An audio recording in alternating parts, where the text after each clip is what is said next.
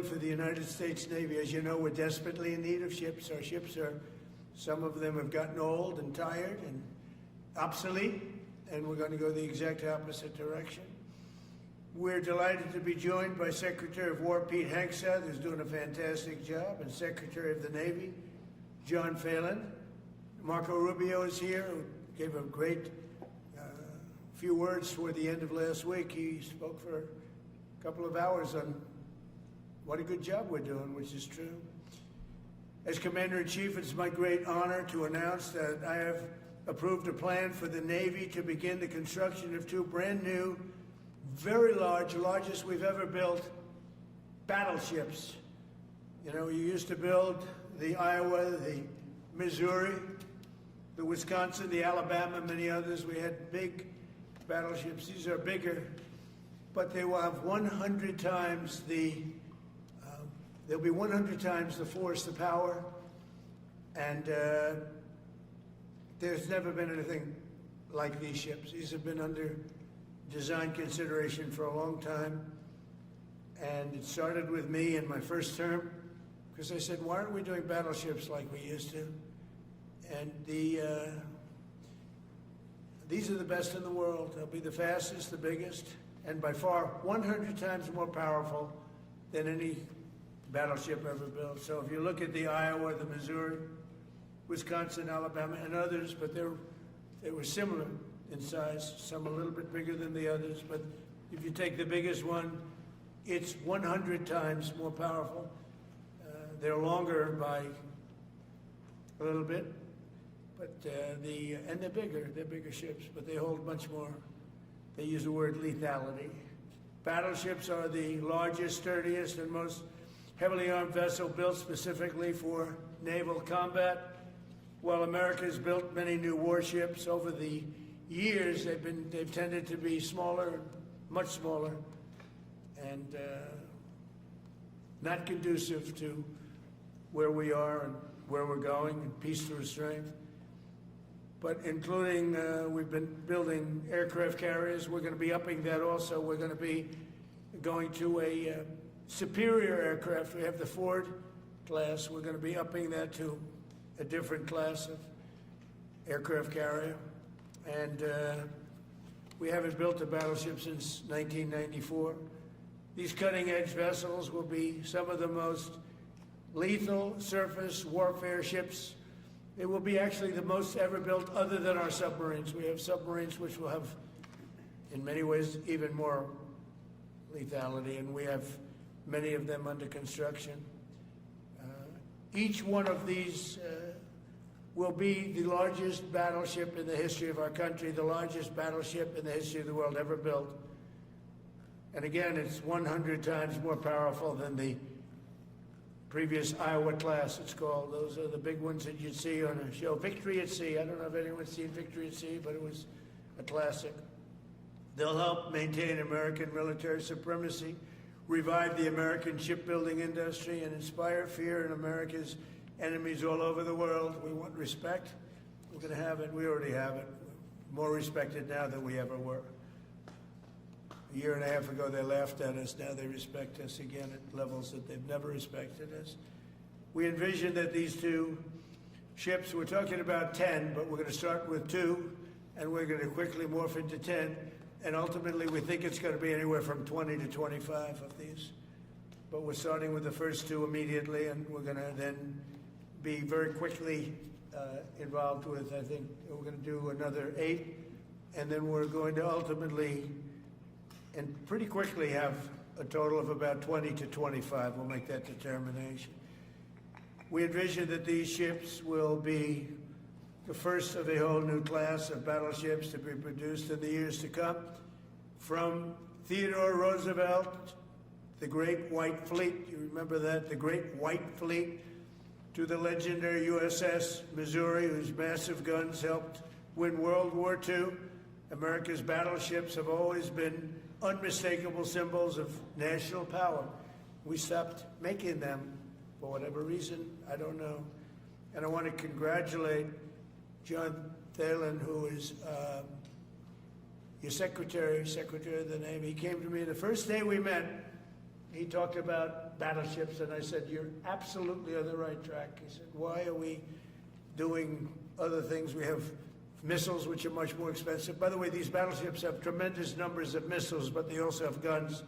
And in many ways, guns can do the trick just as well as missiles at a tiny fraction of the cost.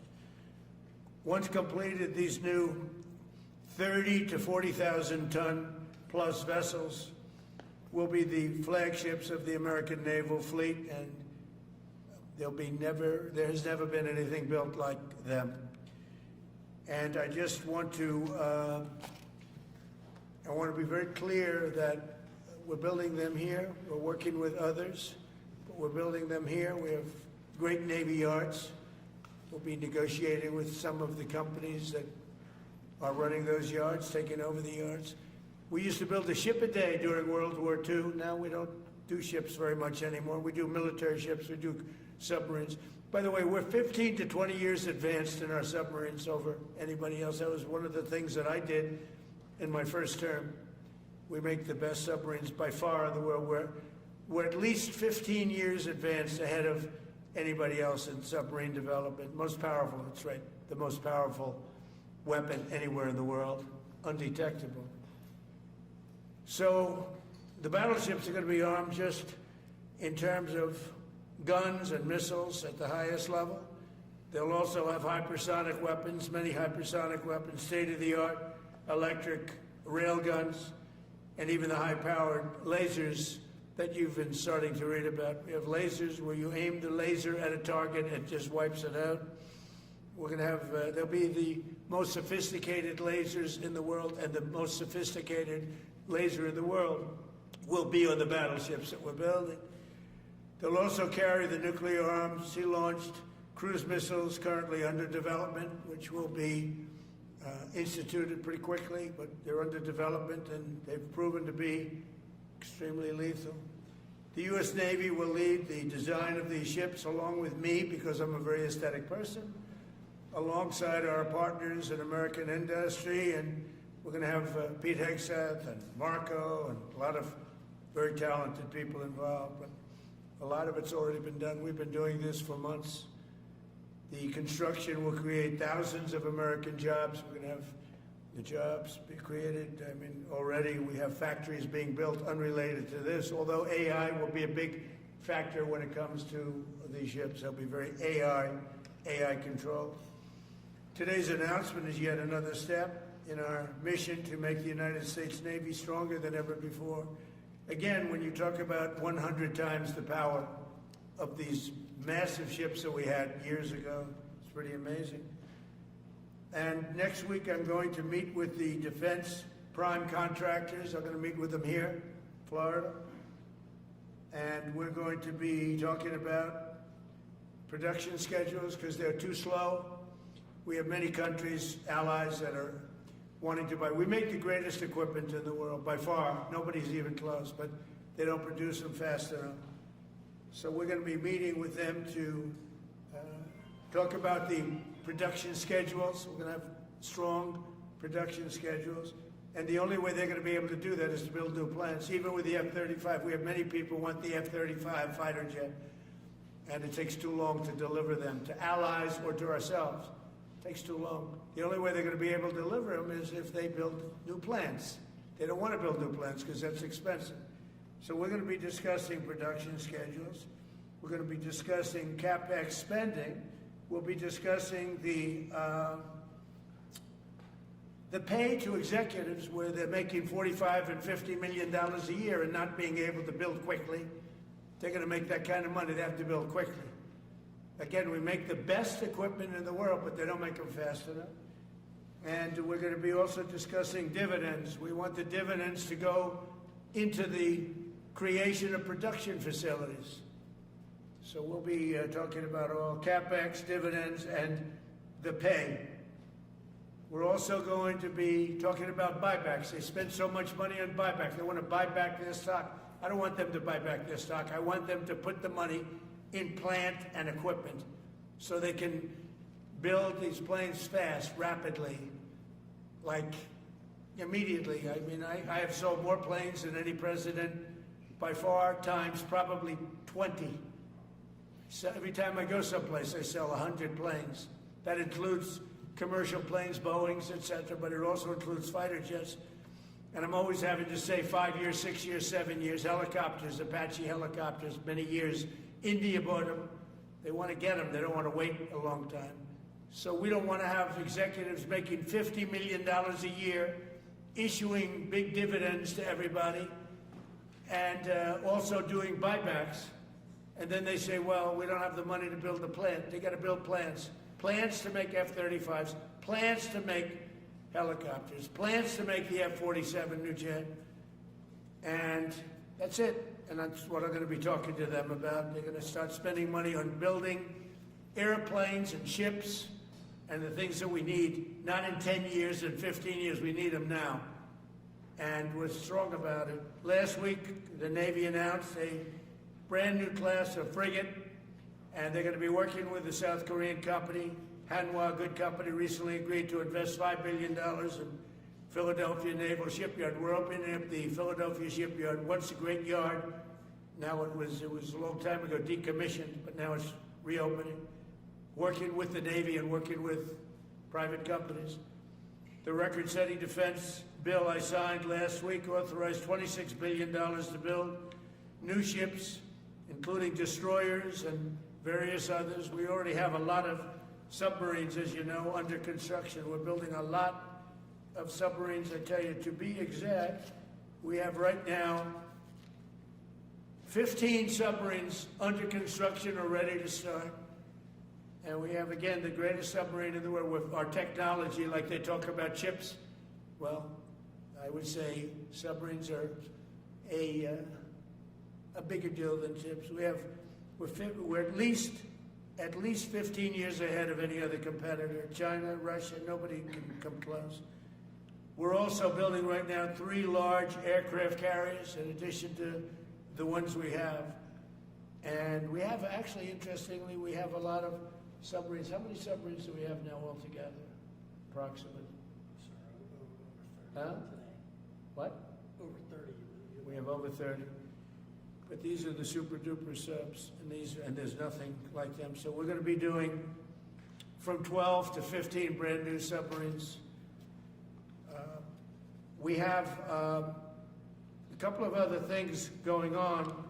We'll be building other elements of Navy. We'll be fixing up headquarters. We'll be fixing up places for our great sailors to live. And we're going to be working very hard with companies, but we're also going to be penalizing companies that aren't doing a good job. For instance, when they built the Ford, Gerald Ford, the cost overruns were ridiculous. That was done in Norfolk, Virginia. We're going to be talking about that with that company. The cost overruns were out of control. In World War II, the United States built upwards of 4 ships per day. Can you believe it? 4 ships a day, on average. And now they weren't all big warships, but there were ships, freighters, tankers. And it's a tragedy that we allowed this incredible capability to just go astray. We don't do that much anymore. We do build our warships, but that's about it. But that's a lot. We're going to restore America as a major shipbuilding power. We're going to ensure the USA is the most powerful fleet anywhere in the world, and long into the future, with battleships helping lead the way, and the submarines. And again, nobody competes with us on submarines. So I just want to thank everybody, and I'd like to ask Secretary Hegseth to say a few words, followed by the Secretary, but if you would, Secretary of the Navy. But Pete's doing a fantastic job. By the way, we have drugs are down 96.2% coming into the United States. 92.6 by sea. And soon we'll be starting the same program on land. The land is much easier. But every one of those boats that we knocked out saved 25,000 lives. So we save 25,000 lives every time we knock out one of those boats with the drugs pouring in. And you just have to see it. I mean, people say, oh, gee, do you think it was really drugs? Well, just take a look. Bags all over the place. That's not fishing equipment. There's no fishing rods on those boats. They move fast. When you see a boat with 4 engines or 5 engines on going 40, 50 miles an hour, well, they get hit. We save 25,000 lives every single time we knock out a boat, and it's over 96% stopped by sea. We're trying to figure out who the other 4% are, frankly. And we're going to have the same success, but even quicker, because it's much easier on land. If they want to come by land, they're going to end up having a big problem. They're going to get blown to pieces, because we don't want our people poisoned. 300,000 people died, probably last year 300,000. A lot of people say it was 200. Somebody said last night, it was only 175,000 people. That's like 3 stadiums, big football stadiums filled up with people died. But I think the real number is 300,000. We're not going to have that anymore. So we're doing a great job, and we enjoy doing it. Our border is secure. Our country is strong. Trillions of dollars is coming into our country from other countries and companies. They're building factories and plants, including auto plants, all over the United States of America. Without tariffs, they wouldn't be doing anything, although they were very happy with the November 5th election. But it's only because they want to avoid paying tariffs that they're all coming in. And again, the biggest number was $3 trillion in history. That was China many years ago. Now it's $18 trillion, and that's just in 10 months. We think we could hit $20 trillion. That's investment in the United States, including plant and equipment. So thank you very much, and I'll ask Pete to say a few words, and then John. If you have any questions, we'll take them. Thank you. Thank you, Mr. President. Well, Mr. President, you're exactly right. There are no fishing poles, no fishermen, and no fishing boats. Just drug dealers and narco-terrorists. And with every strike, we're saving American lives. No other president is willing to do real deterrence. That's exactly what's happening. It's an honor to be here, Mr. President, Mr. Secretary, Secretary Rubio, to talk about what peace through strength really looks like. You can talk about it, or you can invest in it, and you can build it. And that's exactly what President Trump is doing. At the Department of War, we're restoring the warrior ethos. In fact, the President mentioned the NDAA. We put into law merit-based. We put into law getting rid of DEI and political correctness. That's now part of how our military operates. And you've seen it in record recruiting in the spirit of the Department of War. We're rebuilding the military. President Trump did it once. He's doing again with historic investments today in shipbuilding.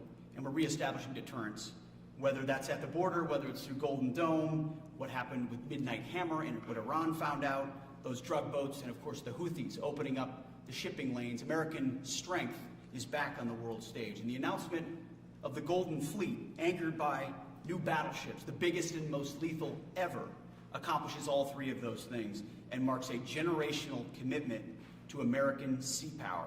Across the entire department, we are developing new operational concepts, deploying cutting-edge technologies, and making major investments, including in our Navy. This is happening in all domains, including space, as the President has talked about before anyone else. So it's the highest of domains and the lowest of domains under sea, and especially today in sea power, that always has to be decisive, has been in the history of America, and will continue to be under the leadership of President Trump.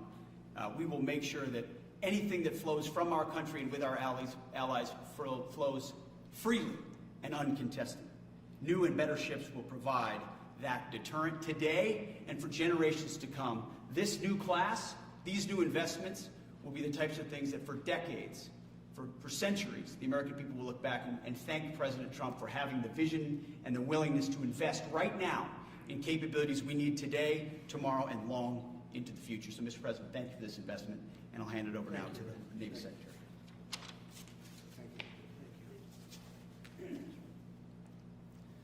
Mr. President, Secretary Hegseth, Secretary Rubio, thank you for being here on a very consequential day.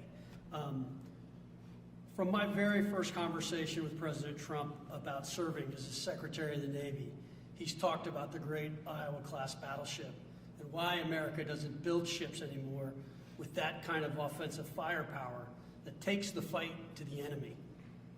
During my time in the job, I've talked extensively with our combatant commanders, like Admiral Paparo and Admiral Cooper, and our CNO, Admiral Cottle. And what I've learned is that not only is the President's idea a good one, it's something that Navy desperately needs and now has a formal requirement for. The future Trump-class battleship, the USS Defiant, will be the largest, deadliest, and most versatile and best-looking warship anywhere on the world's oceans.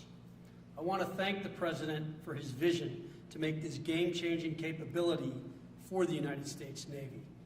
The Iowa was designed to go on the attack with the biggest guns, and that's exactly what will define the Trump-class battleships. Offensive firepower from the biggest guns of our era. This ship isn't just to swat the arrows. It is going to reach out and kill the archers. And for the first time in generations, we'll have a new leg in America's nuclear deterrence, because the Trump-class battleship will carry the nuclear-armed, sea-launched cruise missile. Striking dominance isn't all that the Trump-class battleship brings to the fight at sea. It has the size and capacity to serve as a flagship for our fleet commanders so that they can command and control naval forces far out to sea. As shown in the series, and the President mentioned it, Victory at Sea, Admirals Bull Halsey and Raymond Spruance commanded the war in the Pacific from their battleship flagships during World War II. Now this new battleship will command everything from warships to drones and everything in between. We're going to make battle groups great again. And this is just one piece of the President's Golden Fleet that we're going to build with the investments he talked about. A new frigate, the right frigate, the one our warfighters have told us they need. More amphibious power for our Marines with new capabilities like the medium landing ship. As part of the Navy's high-low mix, we're moving out aggressively on unmanned vessels with funding from the President's One Big Beautiful Bill to bring options to the fight and pull new, non-traditional defense partners into the American shipbuilding ecosystem. And we're making a generational investment in support ships. Logistics wins wars, and that kind of shipbuilding is the spark that will ignite the industrial base and help power the commercial shipbuilding that the President has called for. Under your leadership, Mr. President, we will have more tonnage and firepower under construction than ever before in our history. Building the President's Golden Fleet means jobs across the United States, now.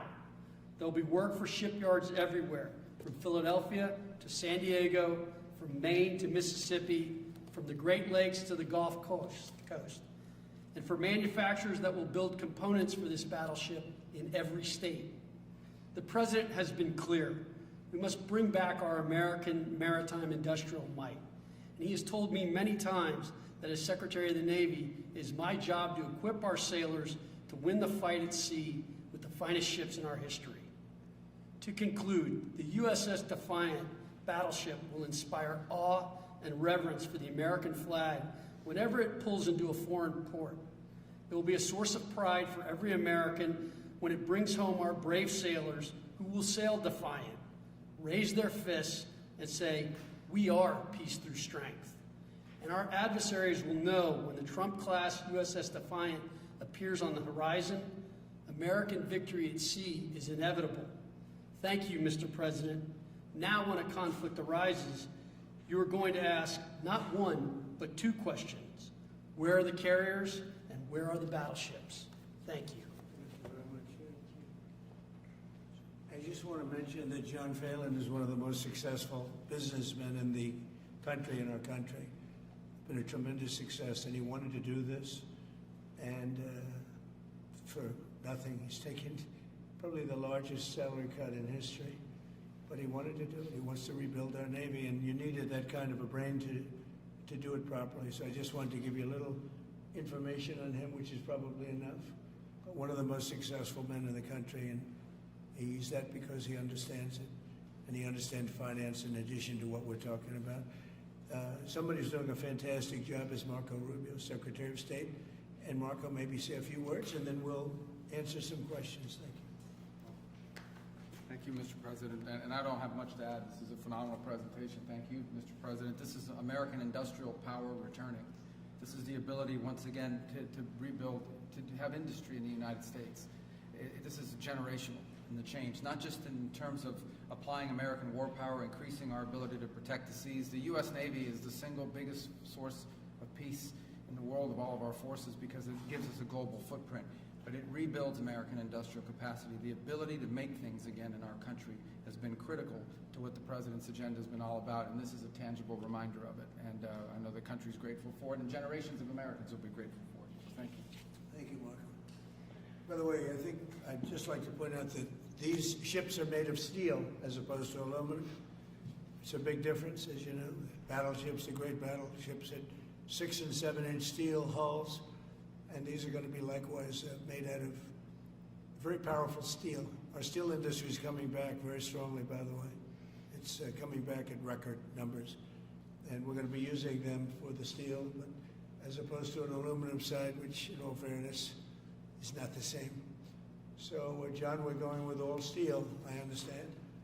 And it's going to be something that people are surprised, more expensive, but not even comparable in terms of the importance and the strength. Yeah, please. What's your timetable for these first two ships, and do you see them as a counter Yeah, to China? we'll start almost immediately, and we'll probably talking about 2.5 years. And in terms of the mission, do you see it as a counter to China? It's a counter to everybody. It's not China. We get along great with China. I have a great relationship with President Xi, and not China. It's just everybody. You don't know who comes along, but we just wanted peace through strength. Hopefully, we never have to use them, but there will never be anything built like these. Think of it. Those battleships are incredible. These have 100 times the power.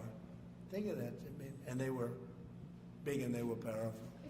You know, I thought about taking some that are in dry dock and changing them, and then when I said that, you know, if we did, would be about, we could increase, if we doubled them, they'd be at like just a tiny fraction of what one of these was. This is the new technology, which is incredible. So we decided pretty early on not to do that. Yeah, please.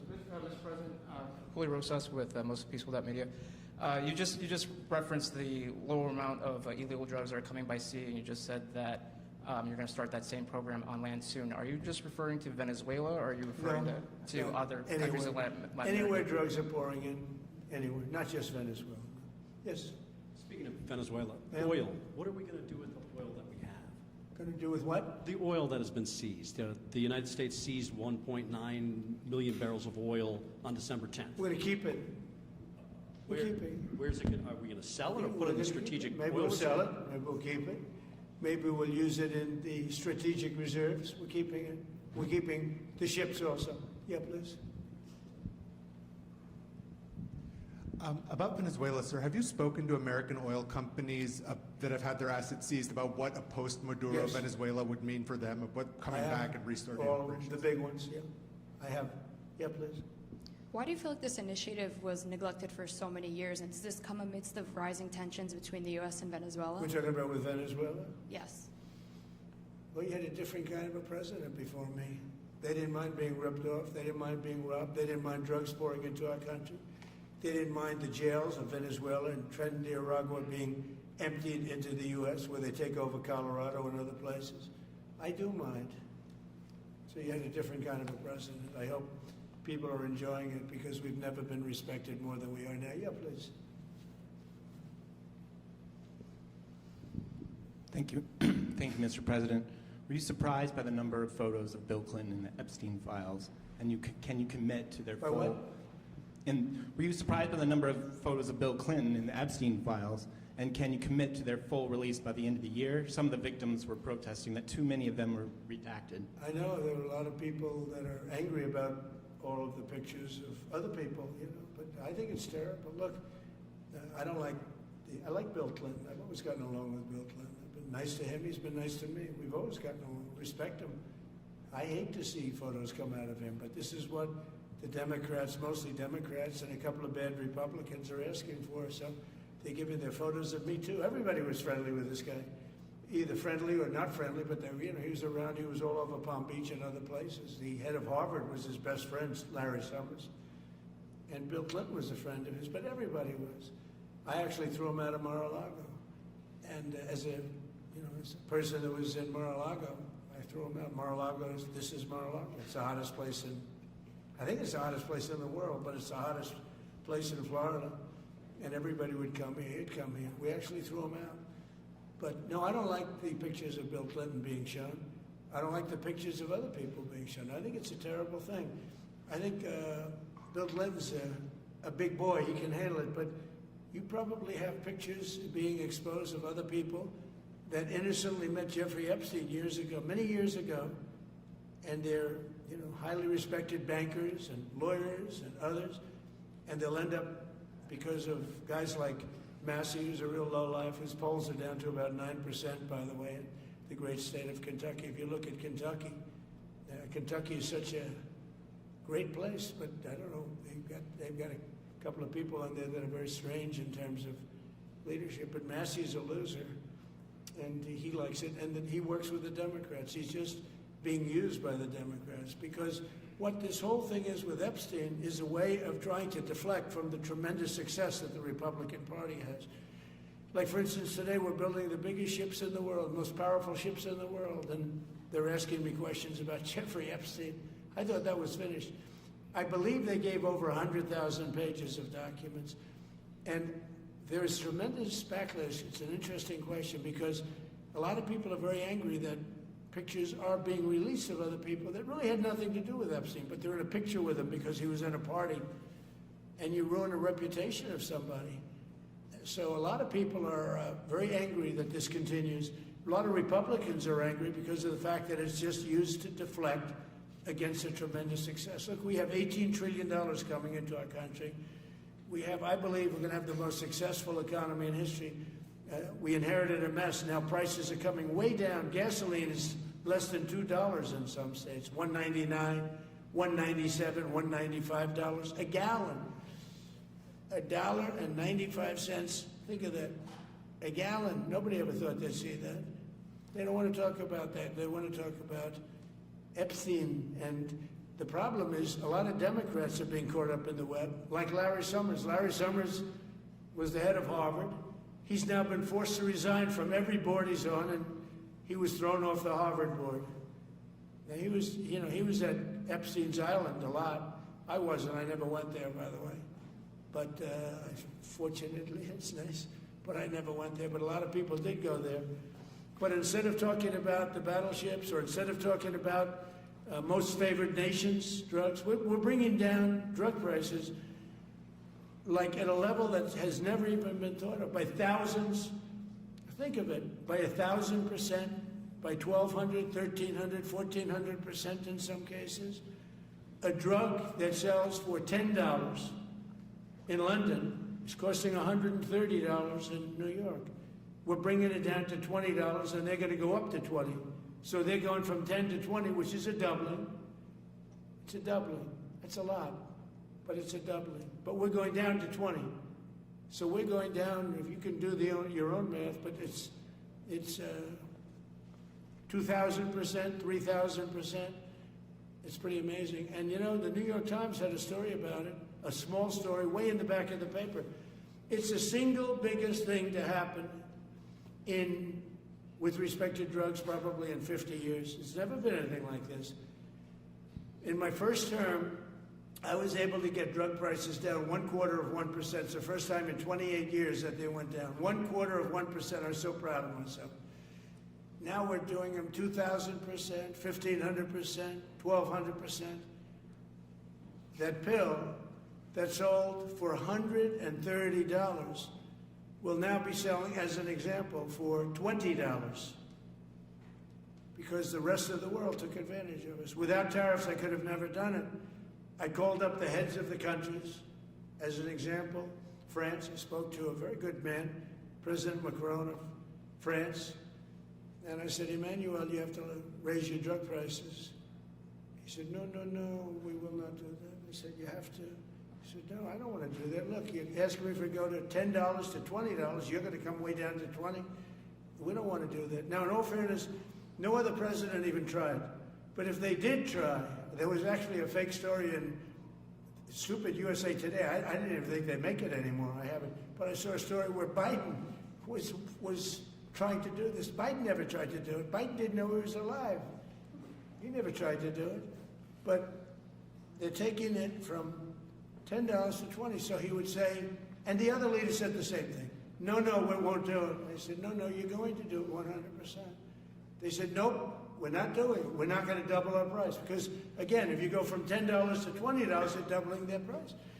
We're coming now, though, from $130 to $20 because we're going to get the lowest drug prices in the world. Whatever the lowest price is called favored nations, we're going to have the lowest price.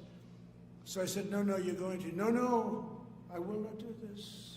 Politically, it's unacceptable. I said, Emmanuel, you're going to do it 100%. Please accept it now. Be nice. You're going to do it 100%. No, I will not. I said, yes, you are. He said, why do you keep telling me I am when I'm not? Because if you don't do it, I'm going to put a 25% tariff on everything France sells into the United States of America. And that's approximately 20 times more than I'm asking for with respect to drug prices. He said, I see.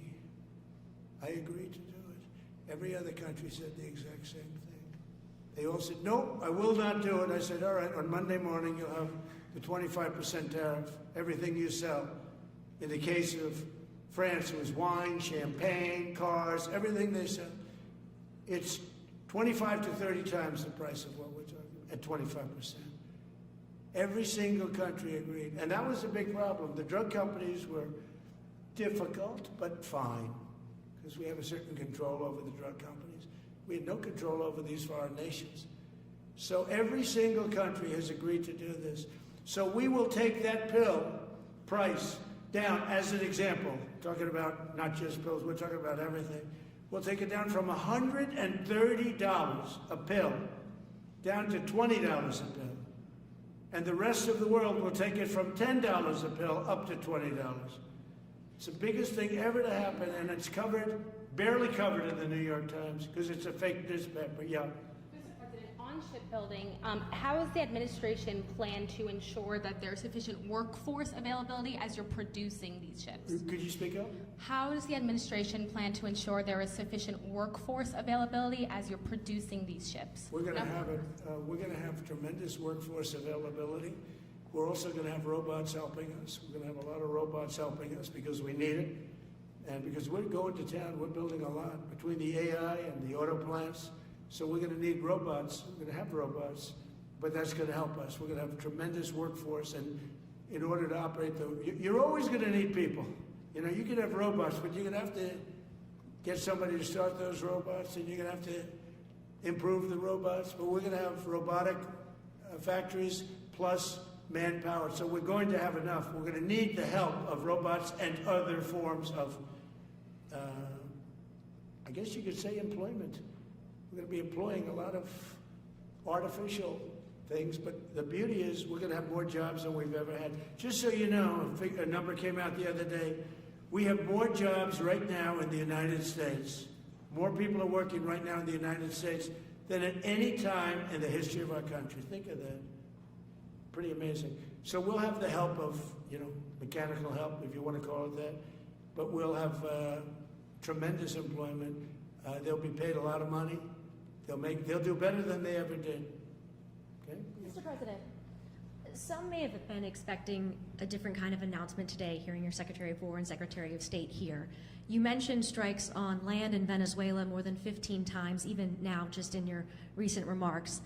Why should Maduro take your threats seriously? And he can do whatever he wants. What's your end game? Maduro? What's your end game? There's no answer. He can do whatever he wants. I mean, we have a massive armada formed, the biggest we've ever had, and by far the biggest we've ever had in South America.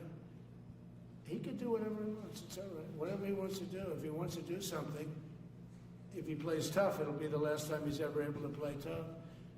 But they sent their prisoners into us. They sent people from jails, prisons. They sent people from mental institutions and insane asylums into the United States. Just walked right in because Biden had an open border policy. What the Biden administration did to our country can never be forgotten. They took in millions and millions, 25 million people over the course of 4 years. Many of those people were murderers and drug dealers. Prisoners, rough prisoners, 11,888 murders. More than half of them killed more than one person. They came into our country. Now, I spoke to Christine Noem today. I spoke to Tom Holman today. He came down to see me. And we had a great meeting. They've done an amazing job. We're getting them out. We're getting them out very fast. But this should have never happened. But Venezuela was Venezuela took advantage of the open borders that Biden created more than any other country. Tren de Aragua, we had gangs all over. Look, I mean, you have a very weak governor in Colorado. Look what happened in Colorado where they would occupy apartment houses. And he didn't want to do anything about it because he was scared. Any other questions? Yeah, go ahead, please. So in response to the United States taking sanctioned oil from Venezuela, Colombian President Gustavo Petro criticized the United States by saying, well, the Southwest is stolen land and that it should be returned to Latin America. I just wanted to know what your response to that is. Well, he has to watch because, you know, he's got drug factories. They make cocaine in Colombia. And he's no friend of the United States. He's very bad guy.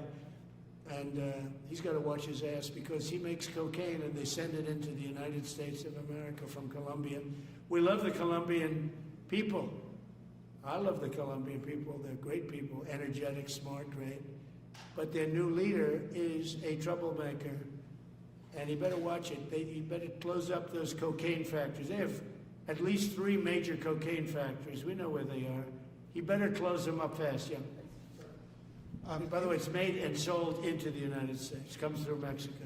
Thank you, sir. You've named Governor Landry to be new special envoy to Greenland. Yeah. How do you, what do you see that role entailing? And is it still your intention that Well, he Greenland called become me, part and, of the you know, U.S.? he viewed Louisiana, the Louisiana Purchase. He said, I'm governor of Louisiana.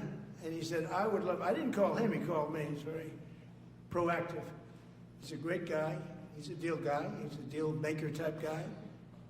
And we need it for national protection. We need Greenland for national protection. They have a very small population. And I don't know, they say Denmark, but Denmark has spent no money. They have no military protection. They say that Denmark was there 300 years ago or something with a boat. Well, we were there with boats too, I'm sure. So we'll have to work it all out. But he felt very strongly we need it for we need Greenland for national security. Not for minerals. We have so many sites for minerals and oil and everything. We have more oil than any other country in the world. We need Greenland for national security. And if you take a look at Greenland, you look up and down the coast, you have Russian and Chinese ships all over the place. We need it for national security. We have to have it. And he wanted to lead the charge. So we're making him, Marco, today, a special envoy to Greenland. Greenland's a big deal. Yeah. Can you give an update on the talks that took place this past weekend, and could a trilateral discussion of sort be the next step for Ukrainian, U.S., and Russian So the delegations? talks in Ukraine, Russia are going along. They lost, as you know, 27,000 soldiers last month, mostly soldiers, some people in Kiev, etc., but mostly soldiers. And the talks are going along. And I say that, you know, there's tremendous hatred between these two leaders, between President Putin, President Zelensky, tremendous hatred. And I hope we can get it done. We are talking. Talks are going okay. But, you know, I've solved 8 wars. And Thailand is starting to shape up. You know, they started with Cambodia. They started up again. But I think, Marco, we have that in pretty good shape to have that stopped. So we stopped 8 wars. And I thought this would be in the middle of the pack. But maybe easy, but in the middle of the pack. But there's a lot of hatred between those two people. And when there's hatred, there's... But we stopped one war 38 years, one war 35 years, one war was going on for 32 years. And we stopped, think of it, we stopped a potential nuclear war between Pakistan and India. And the head of Pakistan, highly respected general, he's a field marshal. And also the Prime Minister of Pakistan said, President Trump saved 10 million lives, maybe more, by getting that war. You know, 8 planes were shot down. That war was starting to rage. And he actually said the other day that President Trump saved 10 million lives, maybe more. So we solved all these wars. The only one I haven't solved yet is Russia, Ukraine. Are you still pushing for the Christmas Day deadline with Russia and Ukraine? And have you spoken with Putin or Zelensky or plan to push the deal? I'll do whatever I have to do. I mean, I'd like to see it stop. Look, we don't lose any money on that war anymore. You know, Biden gave $350 billion, and who knows what happened to it. We now sell missiles, planes, all of the best military equipment. We sell it to NATO. we got NATO to go from 2% GDP to 5%. Nobody believed that to this day. Nobody's going to write that, but nobody believed it. And they take that money and they pay it to the United States for weapons. So we sell weapons to NATO. We sell full price. We sell weapons to NATO, and NATO takes those weapons and probably distributes them, but gives a lot of them to Ukraine. So we don't lose any money like we did with Biden. He was spending money like a fool. He was a fool. What he did to our country is so horrible. But he gave $350 billion between cash, gave a lot of cash, $350 between cash and weapons. You remember at the beginning of that whole thing, I gave them javelins. Javelins are the anti-tank busters. And President Obama at the time gave them sheets. I gave them javelins. They gave them sheets. But you know, the bottom line is I think they're all tired of that war. Everyone's tired of that war. It's got to stop. Yeah, please. The U.S. was in active pursuit of a sanctioned oil tanker yesterday. Are you able to share what became of that tanker? Was the U.S. able to seize No, it? it's moving along, and we'll end up getting it. Yeah, we're actually pursuing it. Can you imagine? Because it came from the wrong location. It came out of Venezuela, and it was sanctioned. Yeah, please. Ultimate goal in Venezuela to force Maduro from power. Well, I think it probably would. I can't tell that. That's up to him what he wants to do. I think it would be smart for him to do that. But again, we're going to find out. Look, Venezuela did terrible things to the United States. They sent hundreds of thousands of people, millions of people, into our open border. They sent their criminals, they sent their prisoners, they sent their drug dealers, they sent their mentally insane and incompetent people into our country more than any other country. Others did too. The Congo did. Others did too. And we just let them come right in because we were run by a stupid president. But you don't have a stupid president anymore. Mr. President, have you set up the meeting with the healthcare insurers just yet? And what are you hoping to get? I'll be setting it up. I think we're going to meet with the healthcare insurers, the insurance companies. So what I'm asking for in healthcare is very simple. Obamacare is a disaster. I call it the Unaffordable Care Act. Unaffordable as opposed to it's unaffordable. They're going to have a tremendous increase in premiums, which is Obamacare, which is them, the Democrats' fault. They'll try and blame Republicans. It has nothing to do with us. It's the Democrats' fault. What I want to do is we spend hundreds of billions of dollars a year that go to insurance companies. I want that money to go to the people and let the people buy their own health care. And everybody loves it. It's become our issue. Now, before I do that, I'll meet with the insurance companies, just as I met with the drug companies. As you know, we're meeting with 4 other drug companies, Johnson & Johnson. But they've all agreed. We're meeting with them this week. It's coming. It'll be a similar meeting. They've all agreed. But nobody would have thought the drug companies were going to do what they did, where they're giving away free drugs. And they've been so great. Okay?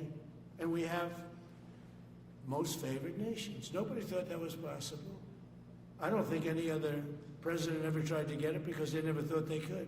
But with respect to the insurance companies, I want to meet. There's essentially 14 of them, 10 big, but there's a total of 14 pretty much, pretty big.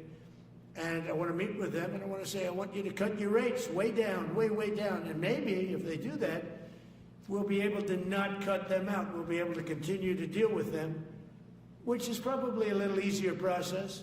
I think the best process is pay the money directly to the people, let them buy their own health care.